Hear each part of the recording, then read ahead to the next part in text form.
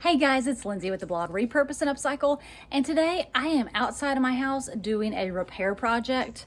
I almost didn't do this video, but I thought, you know what? I want to show you how this turns out, how I like this product, and how I go about repairing some rotten wood. So we live in an old 1980s completely wooden home at the beach. So here we are, 40 going on 50 years later, and we're getting some pretty significant wood rot. And the wooden siding needs to be replaced, but until we can do that, I'm gonna have to repair and patch.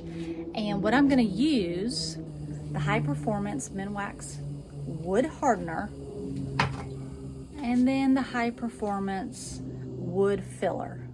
And I'm gonna show you where I'm gonna start. I'm gonna see how this goes, and I'm gonna take you guys along with me. All right, guys, I'm gonna show you up close. This is the area where the wood is soft. I put my finger on it and the wood basically just crumbled. So it does say to kind of peel it back until the crumbled wood is mostly gone, until you get basically just soft wood. You don't want the crumbling wood, you just want the soft wood. So I'm gonna kind of pick away at this until it won't pick anymore. And then I'm gonna go in with the wood hardener. One quick tip for safety, I've killed the power to this. So all the power on my porch is out. All right, so you see here, I'm just going back. I've got a brush. I'm trying to just get all the loose edges out. So it's down to that bare wood, which is unfortunately pretty far back in there. So, but I'm almost there. And once I've gotten all the little wood particles out, I'm gonna put the wood hardener on. All right, so I've gotten it down as far down as I'm gonna get. There are still a few of these little particles, but for the most part, it's not really that crumbly wood anymore. What's left is just soft wood. So the next thing I'm gonna do is, it says to shake the can. I'm gonna roll it a little bit, shake it, and then I'm gonna pour it into this cup. And then I'm gonna use a bristle brush. Okay, put my gloves on. Okay, and then it says to douse it, to apply a pretty significant amount to the wood, and a couple different applications until there's like a shiny looking finish on it.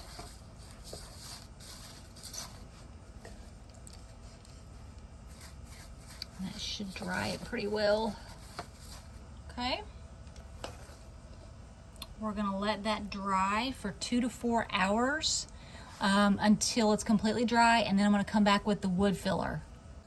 All right, now it is good, it is dry, and now it's time to use the wood filler. Now, the way this works is you mix the wood filler with the hardener, and then you have about 10 minutes to work. And so the way you mix it is at a 1/16 ratio. So 1 of this, 16 of this. So the way I'm gonna do that is I'm gonna take 4 spoonfuls. So I'm going to pretty much, this is gonna be a 1/4.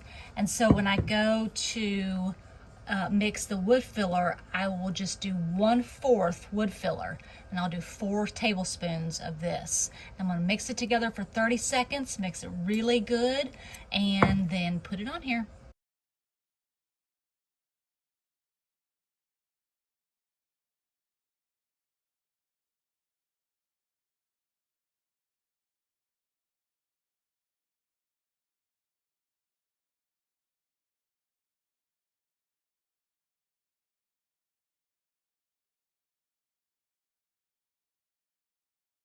I'm gonna let that sit, and it should harden pretty quickly. Yeah, it's already hardening. So I should be able to sand that down. Might need a little more, we'll see. All right, guys, it is completely dry. I know it doesn't look good, The issue I had was I didn't have a spatula small enough to get in this space. So as you saw, I used that plastic spoon, but a small spatula, something to really make that flat and straight would have been better. But my goal, my purpose was just to get it on there, get it dry, and I'm gonna go in with a Dremel tool and I'm gonna Dremel it flat to match the rest. It's not gonna be perfect, but it's gonna be something. And remember, this isn't the end all. This is basically, I'm just fixing it to buy me time until we can remove and replace everything.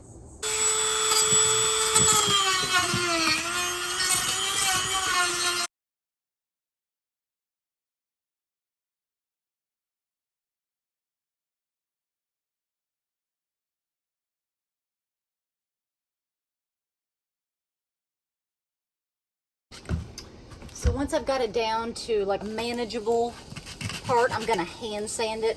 I'm gonna start with 100 grit and then I'm gonna move to a finer grit.